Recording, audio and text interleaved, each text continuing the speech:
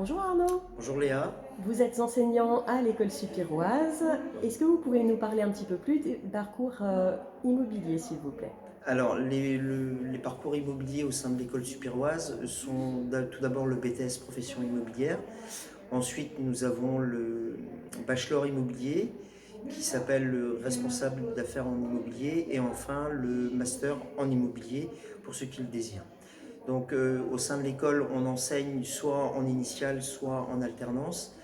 On est principalement quand même axé sur l'alternance puisque le fait d'être au sein d'une entreprise, ça permet de vous épauler aussi par rapport à l'enseignement que l'on pratique au sein de l'école.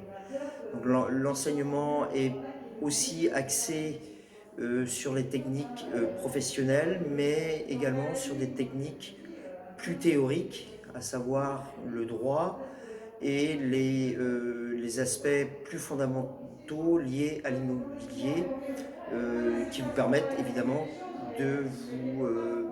d'appréhender le métier que, pour lequel vous participerez au sein de vos structures immobilières, à savoir de l'accueil client à la relation entre différents acteurs de l'immobilier que sont par exemple les vendeurs et les acheteurs.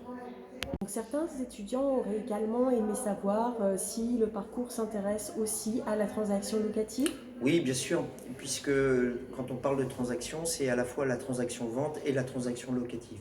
Donc au niveau de la transaction locative, vous pourrez participer bien sûr à différentes fonctions, que ce soit au sein directement des agences qui font de la gestion locative, mais également toutes les autres fonctions, que ce soit en termes de copropriété, et également aussi, ça pourrait très bien être les relations entre les différents copropriétaires, auquel cas on n'est plus véritablement dans la gestion locative, mais dans la gestion pure et simple.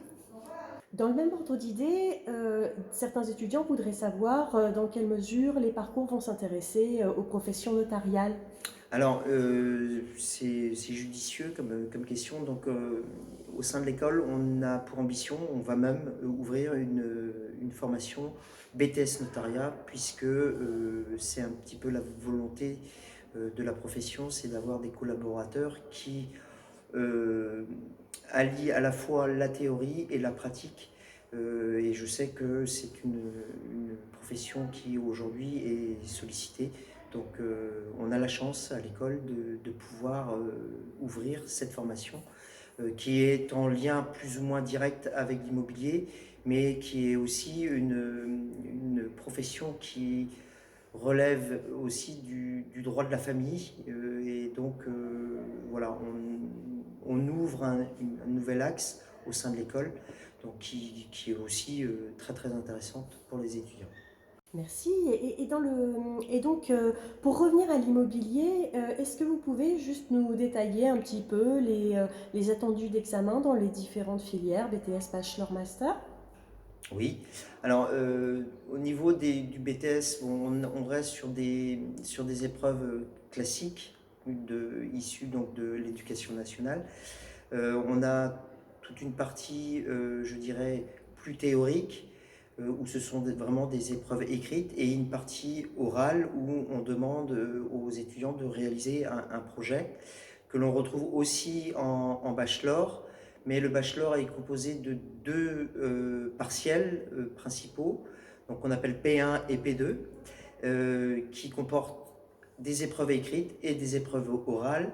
Quant au master, c'est un petit peu différent puisqu'on demande là une forte capacité et de grosses compétences des étudiants puisqu'ils ont un mémoire à réaliser. Donc c'est quand même déjà ça demande des compétences un petit peu plus importantes.